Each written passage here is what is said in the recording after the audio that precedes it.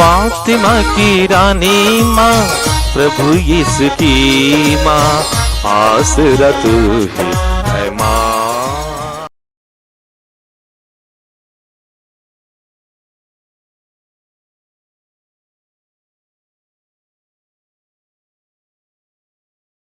पहला पाठ नबी आमोस का ग्रंथ, अध्याय 9, पद संख्याएं 11 से 15 तक।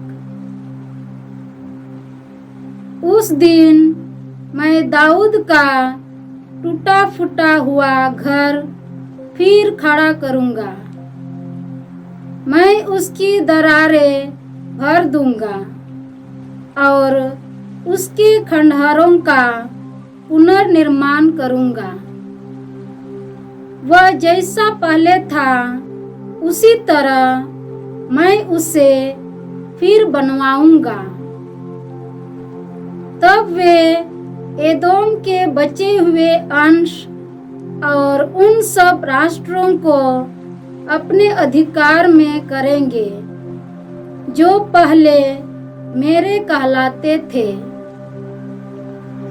यह उस प्रभु की वाणी है जो यह सब पूरा करेगा। यह प्रभु की वाणी है। वे दिन आ रहे हैं जब लूनने वाले के तुरंत बाद हल चलाने वाला आएगा और बोने वाले के बाद अंगूर बटोरने वाला। पहाड़ों से अंगूरी की नदियां बह निकलेगी और पहाड़ियों से अंगूरी टपकती रहेगी। तब मैं अपनी प्रजा इस्राएल के निर्वासितों को वापस ले आऊंगा। वे उजाड़ नगरों का पुनर्निर्माण करेंगे और उनमें निवास करेंगे।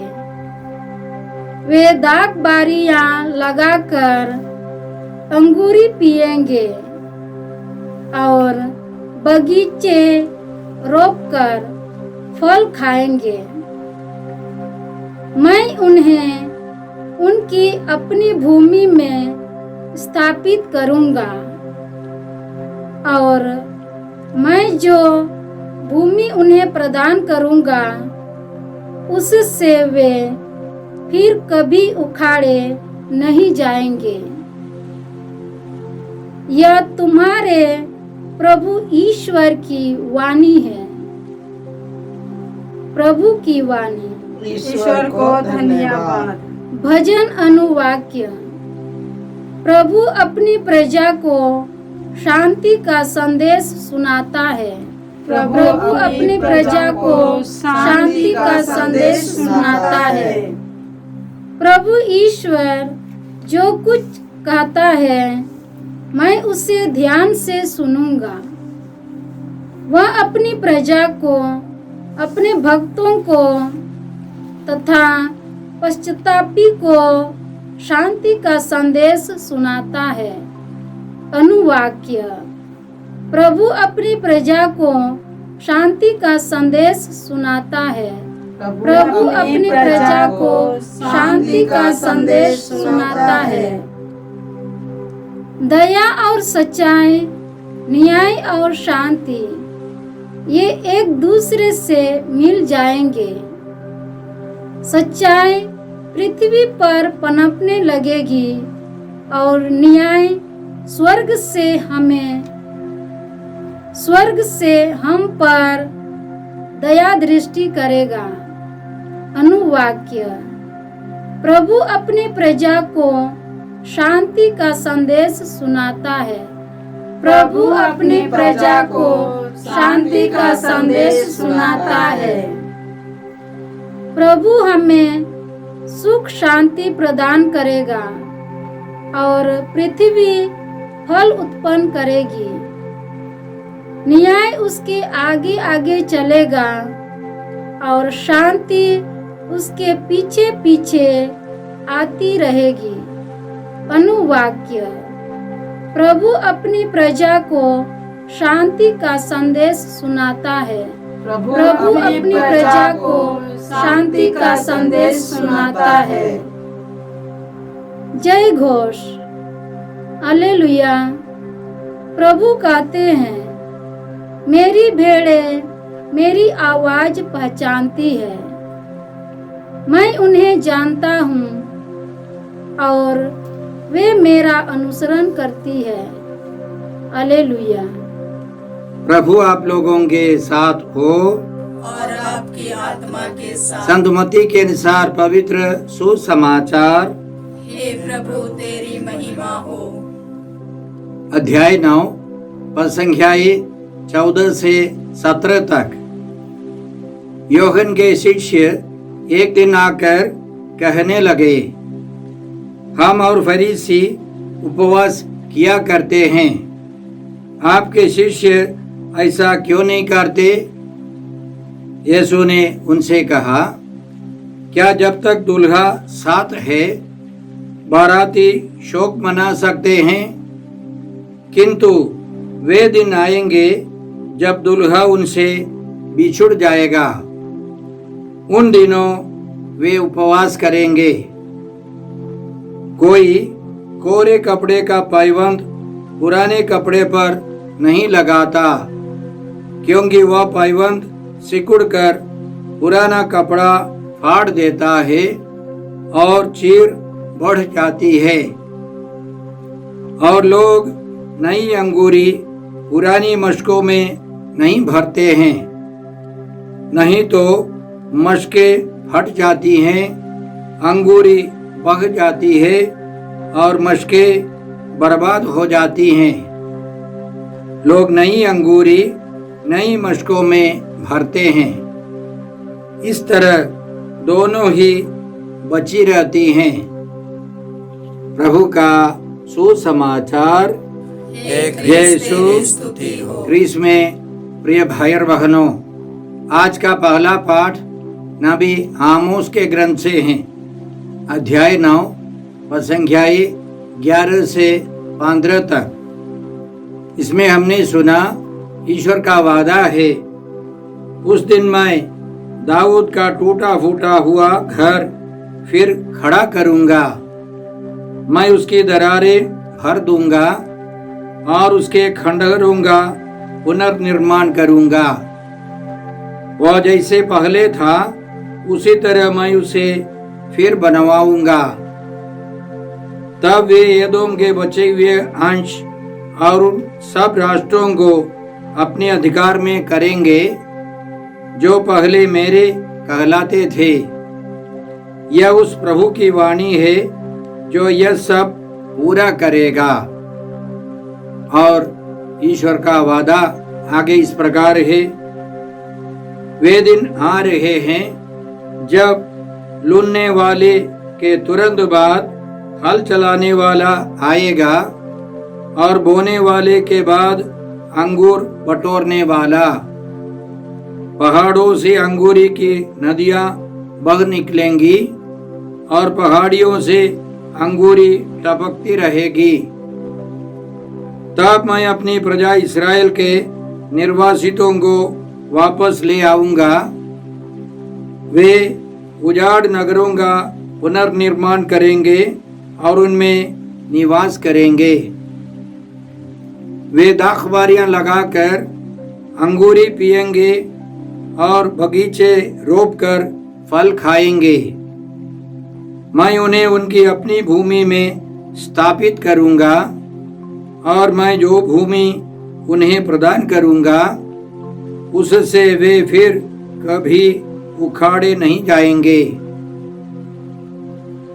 देखिए, यह सब वादा बहुत अच्छा लगता है, लेकिन इतिहास में जैसे हम लोग सोचते हैं वैसे पूरा नहीं हुआ है।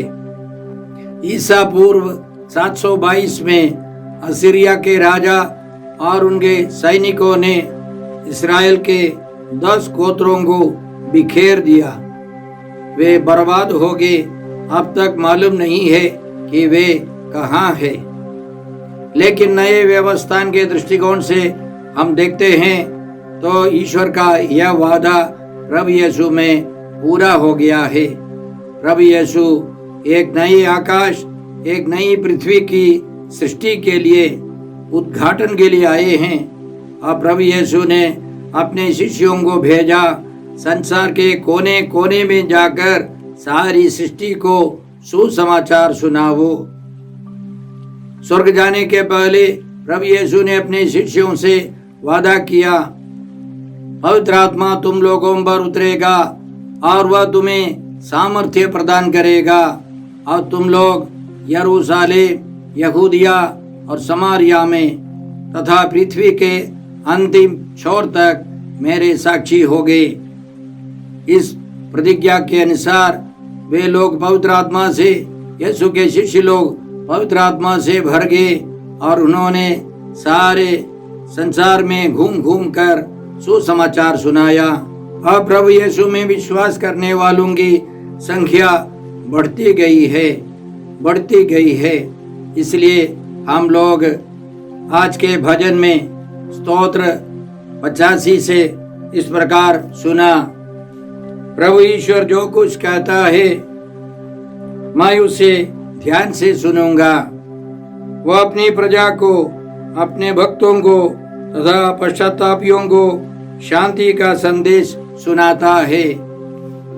दया और सच्चाई, न्याय और शांति ये एक दूसरे से मिल जाएंगे। सच्चाई पृथ्वी पर पनपने लगेगी और न्याय स्वर्ग से हम पर दया दृष्टि करेगा। प्रभु हमें सुख शांति प्रदान करेगा और पृथ्वी फल उत्पन्न करेगी। न्याय उसके आगे आगे चलेगा और शांति उसके पीछे पीछे आती रहेगी। जहाँ प्रभु यीशु गए, जहाँ प्रभु यीशु के शिष्य लोग गए, वहाँ न्याय और शांति सब फैलती गई है। हम प्रभु को धन्यवाद देते हैं क्योंकि इस संसार में जो विकास हुआ है अधिकांश प्रभु यीशु के सुसमाचार के कारण है। हम पिता ईश्वर को धन्यवाद देते हैं कि उन्होंने जो वादा किया था नबी आमोस के द्वारा वह प्रभु यीशु में और हम सबों में पूरे हो रहे हैं। हमारी प्रार्थना है कि प्रभु का यह कार्य फैलता जाए, बढ़ता जाए। आज के पवित्र सुसमाचार में मात्र 4 पवित्र वचन है। इन 4 वचनों में बहुत सारे रहस्य छिपे हैं। पहला मुद्दा है उपवास का। यूहन्ना के शिष्य लोगों ने प्रभु यीशु के सामने एक सवाल किया, हम लोग और फरीसी लोग उपवास किया करते हैं, आपके शिष्य लोग ऐसे क्यों नहीं करते? प्रभु यीशु ने उनको समझाया, याद रखें इस्राएल के लोगों के बीच में मूसा का नियम था साल में मात्र 1 दिन उपवास करना। प्रायश्चित दिवस इस्राएलियों के 7वें महीने के 10वें दिन प्रायश्चित दिवस है। सारे इस्राएल के लोगों को अपने पापों के लिए प्रायश्चित करना था। इसलिए लेवी ग्रंथ अध्याय 23 पद संख्या 26 से हम लोग इस प्रकार पढ़ते हैं, प्रभु ने मूसा से कहा, 7वें महीने का 10वां दिन प्रायश्चित दिवस है। उस दिन तुम लोगों के लिए धर्म सभा का आयोजन किया जाएगा। तुम उपवास करोगे और प्रभु को होम बलि चढ़ाओगे। उस दिन उपवास का दिन है। तुम उस दिन किसी प्रकार का कोई काम नहीं करोगे, क्योंकि वह प्रायश्चित का दिवस है जब प्रभु तुम्हारे ईश्वर के सामने तुम्हारे लिए प्रायश्चित विधि संपन्न की जाती है। जो उस दिन उपवास नहीं करेगा वह अपने समुदाय से बहिष्कृत किया जाएगा, निकाल दिया जाएगा। केवल 1 दिन उपवास करना है, यह सख्त नियम था। लेकिन हम लोग पढ़ते हैं विधि विवरण ग्रंथ अध्याय 9 में मूसा ने सारे समुदाय के लिए, इस्राएलियों के लिए उपवास किया।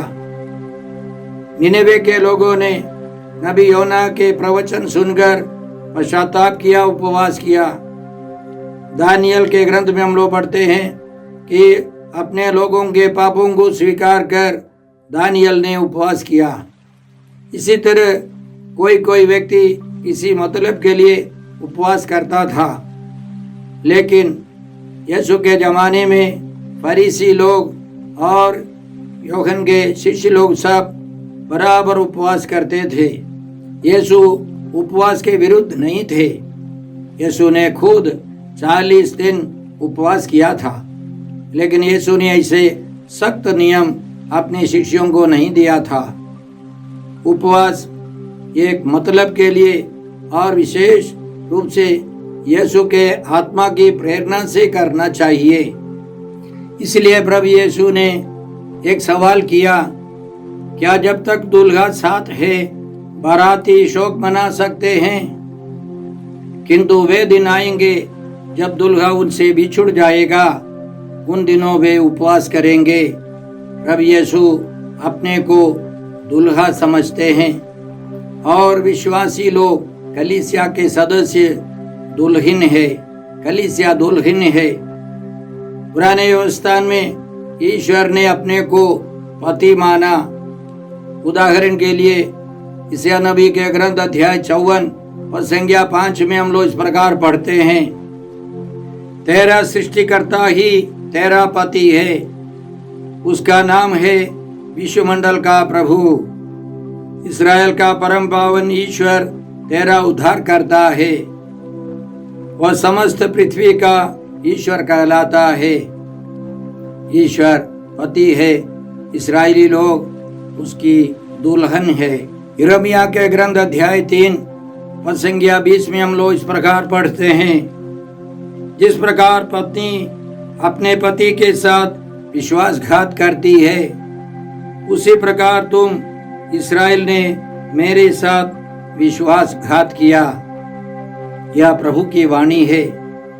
ईश्वर दुल्हा है, पति है। नबी होशैया के ग्रंथ अध्याय 2 पद संज्ञाएं 16 से हम लोग इस प्रकार पाते हैं,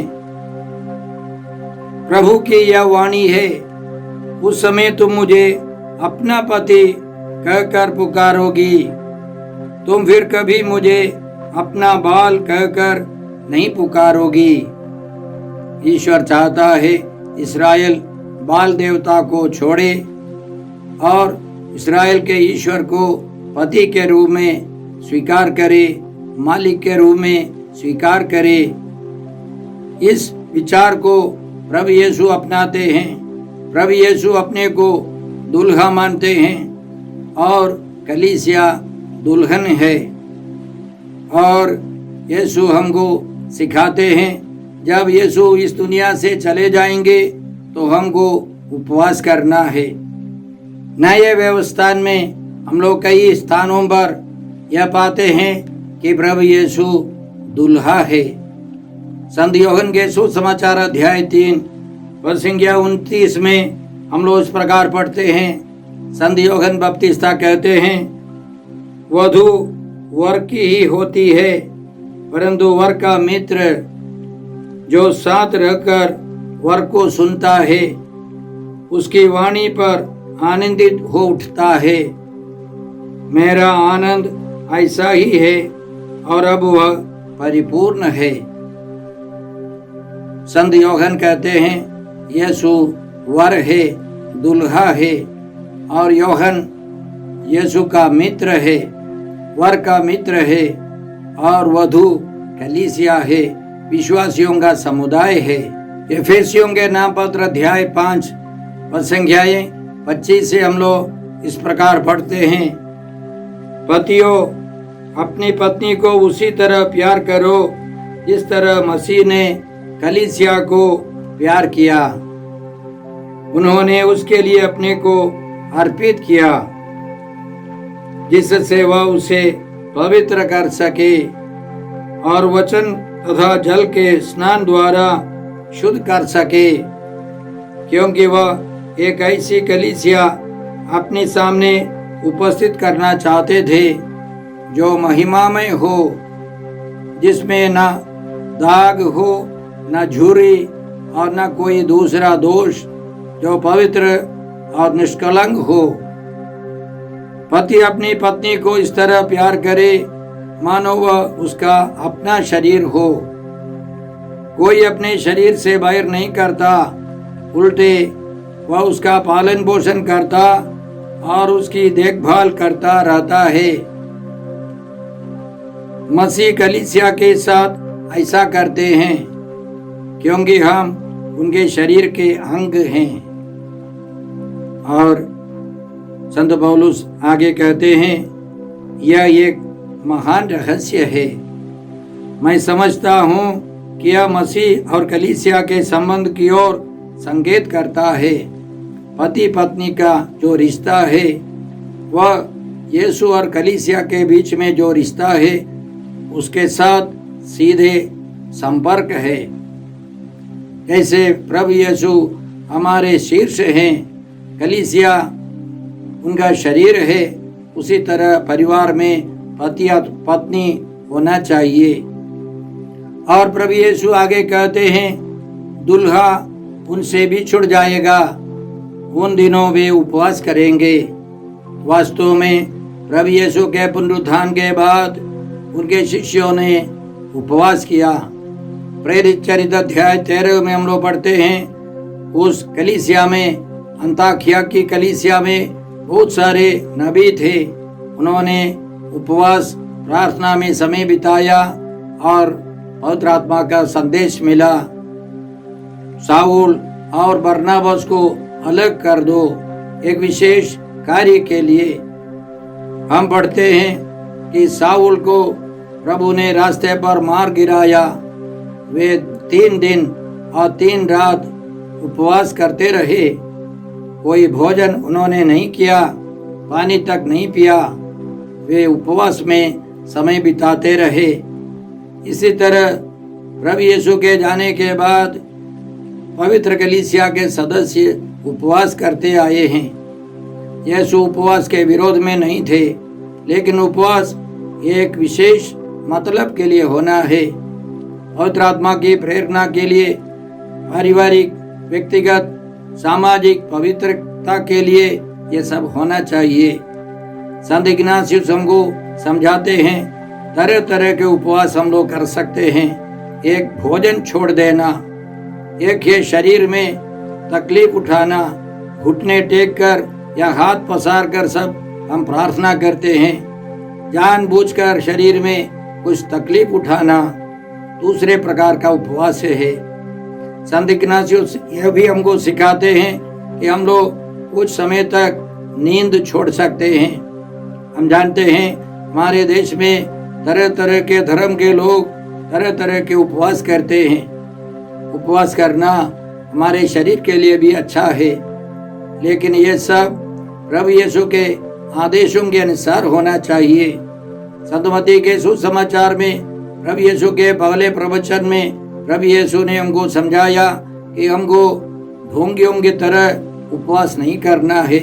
किसी को दिखाने के लिए, अपनी पवित्रता के ढिंढोरा पीटने के लिए नहीं, हमें ईश्वर से गहरा रिश्ता रखने के लिए, अनजाने में ही ईश्वर से गहरा रिश्ता रखने के लिए उपवास करने के लिए प्रभु यीशु हमको सिखाते हैं। जब तुम उपवास करते हो तो अपने सिर में तेल लगाओ और अपना मुंह धो लो, जिससे लोगों को नहीं, केवल तुम्हारे पिता को जो अदृश्य है यह पता चले कि तुम उपवास कर रहे हो। तुम्हारा पिता जो अदृश्य को भी देखता है तुम्हें पुरस्कार देगा। हमें पुरस्कार ईश्वर से मिलना है, इसके लिए हमें उपवास करना है। दूसरों को दिखाने के लिए, अपने को बढ़ावा देने के लिए, दूसरों के सामने प्रशंसा पाने के लिए ये सब नहीं करना है। मानव मुक्ति के लिए, हमारे शुद्धिकरण के लिए, ईश्वर से, पवित्र आत्मा से संदेश पाने के लिए हम उपवास करते हैं। इसके बहुत सारे गुण हैं, बहुत सारे तरीके हैं। लेकिन हम लोगों को प्रभु यीशु के मनोभाव से यह सब करना है। आज के सुसमाचार में प्रभु यीशु कहते हैं, कोई कोरे कपड़े का पायबंद पुराने कपड़े पर नहीं लगाता, क्योंकि वह पायबंद सिकुड़कर पुराना कपड़ा फाड़ देता है और चीर बढ़ जाती है। पुराने व्यवस्थान की जो आध्यात्मिकता है वो कपड़े के समान है, वो पुराना हो गया है, वह नष्ट होने वाला है। उससे बढ़कर के एक आध्यात्मिकता चाहिए। स्तोत्र 102 प्रसंग 26 और 27 में हम इस प्रकार पढ़ते हैं, तूने प्राचीन काल में पृथ्वी की नींव डाली, आकाश तेरे हाथों की कृति है, वे नष्ट हो जाएंगे, तू बना रहेगा। वे वस्त्र की तरह पुराने हो जाएंगे, तू परिधान की तरह उन्हें बदल देगा और वे फेंक दिए जाएंगे, किंतु तू एक रूप रहता है, तेरे वर्षों का अंत नहीं। हम जानते हैं कि पुराने व्यवस्थान उस जमाने में जरूरी था। अब उससे बढ़कर प्रभु यीशु एक नया व्यवस्थान लेकर आए हैं। पुराने व्यवस्थान पुराने कपड़े के समान है, वो जीर्ण हो जाएगा, वो नष्ट हो जाएगा। और प्रभु यीशु हमेशा के लिए रहने वाली एक आध्यात्मिकता लेके आए हैं। इसलिए प्रभु कहते हैं, नई मशकों में नई अंगूरी चाहिए। पुरानी मशकें, इसका मतलब है वो पुराना व्यवस्थान। और प्रभु यीशु एक नए आकाश, एक नई पृथ्वी के उद्घाटन के लिए, शुरुआत के लिए आए हैं, जहां हम सब यीशु के शिष्य लोग ईश्वर की संतान का जीवन बिताए, पवित्र जीवन बिताए। ईश्वर को प्यार करना है, पड़ोसियों को भी प्यार करना है। एक ऐसी आध्यात्मिकता प्रभु यीशु लेके आए हैं। उनका कहना है, अपने शत्रुओं से प्रेम करो और जो तुम पर अत्याचार करते हैं उनके लिए प्रार्थना करो। इससे तुम अपने स्वर्गीय पिता की संतान बन जाओगे। हमें ईश्वर की संतान का जीवन बिताना है। एक नए आकाश, एक नई पृथ्वी के बारे में यशायाह नबी के द्वारा ईश्वर ने वादा किया था, उसको पूरा करने के लिए यीशु आए हैं। यीशु की आध्यात्मिकता इस दुनिया में हर वस्तु में, हर कार्य में होनी चाहिए। यीशु हमको प्यार करते हैं। उन्होंने अपने रक्त के द्वारा हमें पापों से मुक्त किया है। ईश्वर चाहता है कि हम यीशु के द्वारा पवित्र होकर ईश्वर के परिवार के सदस्य के रूप में जीवन बिताए, जहाँ पुराने व्यवस्थान की बेकार की बातों को हमको छोड़ना है। हमें प्रभु यीशु के समान जीवन बिताना है। इसके लिए हमारे सामने सबसे बड़ा उदाहरण है माता मरियम, और फिर यीशु के प्रिय प्रेरित संत पेत्रुस, संत योहन, संत पौलुस, ये सब हमको रास्ता दिखाते हैं। हमें उनके समान जीवन बिताना है। आइए हम कृपा मांगते हैं कि हम प्रभु यीशु की इच्छा के अनुसार, उनके नियमों के अनुसार जीवन बिताए, ईश्वर के परिवार के सदस्य के रूप में जीवन बिताकर उनकी विरासत के अधिकारी बने। आइए हम प्रार्थना करते हैं। हे अब्बा पिता, हे प्रभु यीशु, हे पवित्र आत्मा ईश्वर, आज के सारे पवित्र वचनों के लिए हम तुझे धन्यवाद देते हैं और प्रार्थना करते हैं कि हम प्रभु यीशु के अनुसार जीवन बिताए। हम एक नए आकाश और एक नई पृथ्वी के लिए कामना करते हैं, परिश्रम करते हैं। यह प्रभु यीशु के द्वारा पवित्र आत्मा की कृपा से पूरा हो जाए। हम यह प्रार्थना करते हैं प्रभु क्रिस्त के द्वारा। हमारे प्रभु यीशु क्रिस्त की कृपा, ईश्वर का प्रेम और पवित्र आत्मा का साहचर्य आप सबों को प्राप्त हो। आमीन।